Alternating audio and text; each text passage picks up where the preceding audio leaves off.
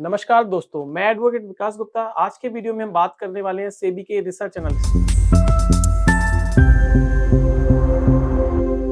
शुरू करने से पहले हम कुछ इंटरेस्टिंग पॉइंट समझ लेते हैं दोस्तों। जो टोटल नंबर ऑफ आ रहे हैं इंडिया में वो 1425 के लगभग हैं। टोटल नंबर ऑफ एनएससी के क्लाइंट्स एज पर एनएससी का लेटेस्ट डेटा 20 करोड़ से ज्यादा हैं। तो आप खुद समझ सकते हैं आरए और क्लाइंट का रेशियो कितना खराब है। आरए बनने में कितनी ज्यादा पॉसिबिलिटीज हैं, कितना ज्यादा ग्रोथ है, कितनी ज्यादा पोटेंशियल है।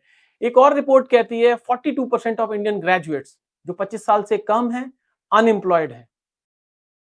क्या है रिसर्च एनालिस्ट?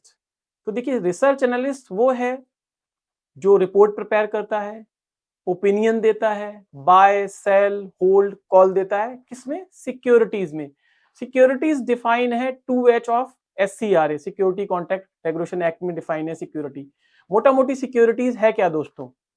सिक्योरिटीज है cash, stocks, futures, FNOs, currency and commodities. Interesting point दोस्तों हम समझते हैं इसमें, कोई किसी भी स्क्रिप्ट के बारे में, चाहे वो शेयर हो, कमोडिटी हो, इक्विटी हो, फ्यूचर्स हो, उसका उसका ऑप्शंस हो, फ्यूचर प्राइस के बारे में आप जो बताते हैं, फ्यूचर प्राइस का जो प्रोडिक्शन करते हैं, वही रिसर्च एनालिसिस है। उसी के लिए रिसर्च एनालिसिस का लाइसेंस की जरूरत होती है दोस्तों। अब दोस्तों हम समझते हैं रिसर्च एनालिस्ट को हम रजिस्टर्ड कैसे करें। तो उसके लिए हमें मेंबरशिप raia.bsc.com पे आईडी को बनाना होगा। आप अपनी स्क्रीन पे देख रहे हैं इमेजेस की फॉर्म में किस तरीके से हम आईडी बनाते हैं। यहाँ पे हम पहले आईडी बनाते हैं, अपने आप को रजिस्टर्ड करते हैं। आगे बढ़ने से पहले हम क्वालिफिकेशन, एक्सपीरियंस, क्राइटेरिया, डॉक्यूमेंट्स की रिक्वायरमेंट समझ लेते हैं।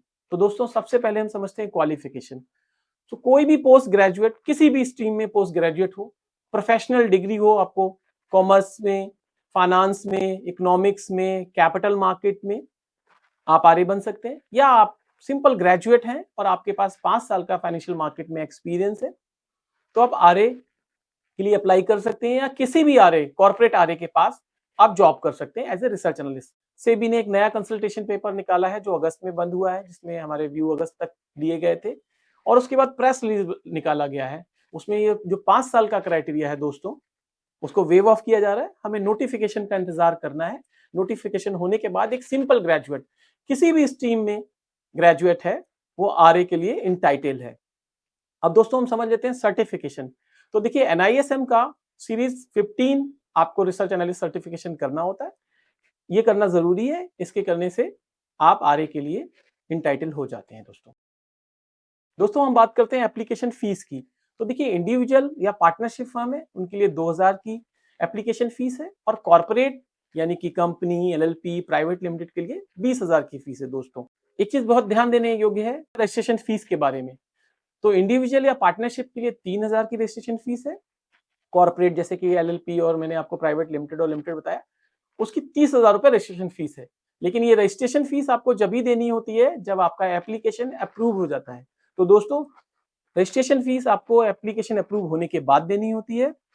एप्लीकेशन भरने के टाइम जब हम डॉक्यूमेंट्स पूरा करते हैं तो आपको सिर्फ एप्लीकेशन फीस देनी होती है। तो दोस्तों अब हम समझते हैं रिन्यूअल फीस के बारे में। तो हर 5 साल में आपको रिन्यू कराना होता है, उसकी रिन्यूअल फीस देनी होती है। इंडिविजुअल और पार्टनरशिप के लिए वो 1000 रुपए, 1000 रुपीज रिन्यूअल फीस है, और कॉर्पोरेट या एलएलपी के लिए वो 5000 रुपीज रिन्यूअल फीस है दोस्तों। अगली क्राइटेरिया हम नेटवर्थ के बारे में समझते हैं। तो देखिए, इंडिविजुअल जो आरए बनना चाहता है, जो अपने नाम पे अपने पैन कार्ड के हिसाब से आरए बनना चाहता है, उसके लिए नेटवर्थ क्राइटेरिया 1 लाख रुपए है, और नॉन इंडिविजुअल यानी कि कॉर्पोरेट, एलएलपी, प्राइवेट लिमिटेड के लिए 25 लाख रुपए है। लेकिन अभी सेबी इसमें भी रिवाइज करने जा रहा है। सेबी ये चाह रहा है, और सेबी का ये नोटिफिकेशन प्रेस रिलीज आया है, गैजेट नोटिफिकेशन अभी नहीं हुआ है। इंडिविजुअल के लिए फीस को वो वेव ऑफ कर रहा है, और कॉर्पोरेट के लिए एक वो स्लैब दे रहा है। अगर आप 150 क्लाइंट तक हैं आपके, तो आपको 1 लाख रुपीज की नेटवर्थ रखनी है। 150 से 300 है तो 2 लाख, 300 से 1000 है तो 5 लाख, और 1000 से ज्यादा क्लाइंट अगर कोई कॉर्पोरेट आरए एंटरटेन करता है तो 10 लाख। इसमें भी एक चेंजेस हो रहा है, आपको ये डिपॉजिट लीन की फॉर्म में बीएससी के पास रखना है। अगली बात हम करते हैं दोस्तों सर्टिफिकेट की वैलिडिटी के बारे में।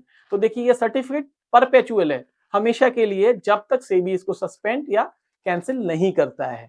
सिर्फ आपको 5 साल में रिन्यूअल की फीस भरनी है, आपको कोई एडिशनल डॉक्यूमेंटेशन नहीं करना है दोस्तों। अब दोस्तों हम बात करते हैं क्या क्या डॉक्यूमेंट्स की आवश्यकता है, क्या क्या फॉर्मेट्स की जरूरत होती है। तो इसके लिए डिटेल में आप हमारी वेबसाइट www.legalcommentary.in पे जा सकते हैं। वहां पे हमने सारे फॉर्मेट्स को अपलोड किया है।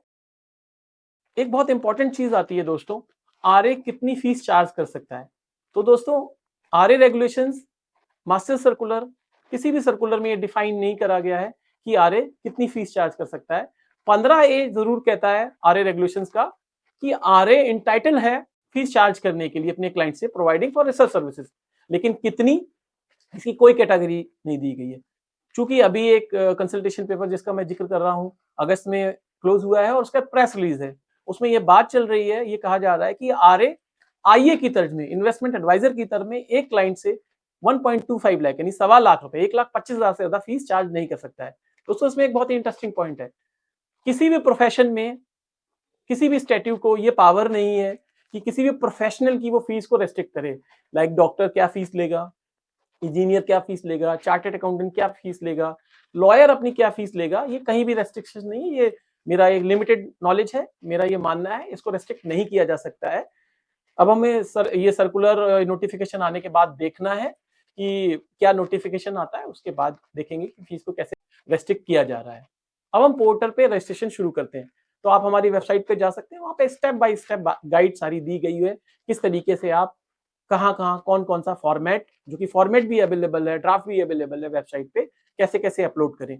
यहाँ आपको स्लाइड शो की फॉर्म में सारा अपलोडेशन दिया गया हुआ। अब दोस्तों हम पढ़ते हैं बहुत ही इंपॉर्टेंट सेगमेंट में, ये बहुत ही इंपॉर्टेंट सेगमेंट है दोस्तों, मैं चाहूंगा इसको आप जरा ध्यान से समझें। बहुत सारे लोग पूछते हैं कि बेनिफिट क्या है सेबी का लाइसेंस लेने का, इतना पेपर वर्क करना, इतनी फीस भरना, इतना सर्टिफिकेशन करना। दोस्तों तो देखिए, आप जैसे ही आरए का रजिस्ट्रेशन लेते हैं, आप लीगली फ्री हो जाते हैं इस प्रोफेशन, लीगल एडवाइजरी के काम को करने के लिए, विदाउट किसी भी फियर, पेनल्टी या आपको डिसगॉर्जमेंट लग जाता है, आपको फीस वापस करनी होती है। तो लाइसेंस लेने से आप लीगली इंटाइटलमेंट है आपका, आप आरए का काम कर सकते हैं। दूसरा सवाल आता है दोस्तों, रिसर्च एनालिस्ट और इन्वेस्टमेंट एडवाइजर में क्या फर्क है। तो देखिए, मैं आपको नटशेल में बताना चाहूंगा, इन्वेस्टमेंट एडवाइजर कस्टमाइज यानी क्लाइंट टू क्लाइंट का रिस्क प्रोफाइलिंग करके कॉल देता है, कस्टमाइज कॉल देता है कि आप एबीसी शेयर या एबीसी कमोडिटी कितनी क्वांटिटी में खरीद सकते हैं। जबकि आरए एक जनरल कॉल देता है, वो ना ही क्वांटिटी बताता है, ना ही क्लाइंट का रिस्क प्रोफाइलिंग करता है। ये क्लाइंट के ऊपर है, वो इस मार्केट में कितनी स्क्रिप्ट किस फॉर्म में, एफएनओ फॉर्म में, ऑप्शन फॉर्म में, कैश फॉर्म में लेना चाहता है। तो ये इन्वेस्टमेंट एडवाइजर और आरए के रोल में डिफरेंस है। तो आरए को ये बहुत ध्यान रखने की जरूरत है, वो कभी भी उसको कस्टमाइज कॉल नहीं देनी है, क्लाइंट की क्वेरी पे उसको कॉल नहीं देनी है।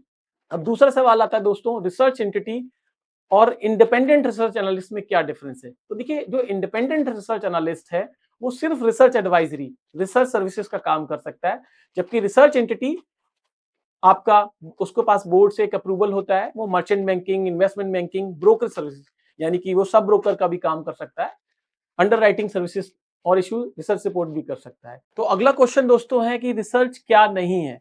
तो पहले हम समझते हैं रिसर्च रिपोर्ट क्या है। तो किसी भी तरीके की न्यूज, किसी भी तरीके की कॉल्स, चाहे वो टिप्स की फॉर्म में हो, buy this, stop loss this, target this, या पीडीएफ डिटेल रिपोर्ट हो, सारी रिसर्च रिपोर्ट है।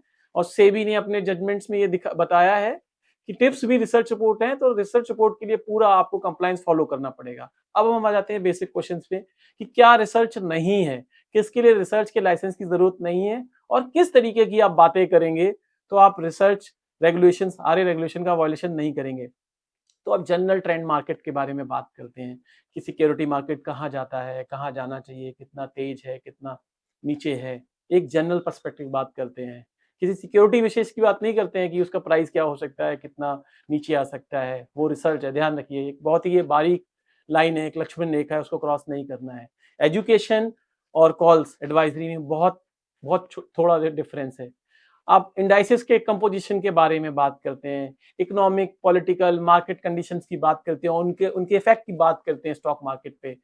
कंपनियों की पीरियोडिक रिपोर्ट है, डिमांड एंड सप्लाई है, उनका टेक्निकल डेटा है, डिमांड एंड सप्लाई का टेक्निकल डेटा है उनका, उस पर अगर जो बात करते हैं वो रिसर्च नहीं है। अब दोस्तों अगला सवाल आता है कि किस तरीके का रजिस्ट्रेशन मुझे रिक्वायर्ड है।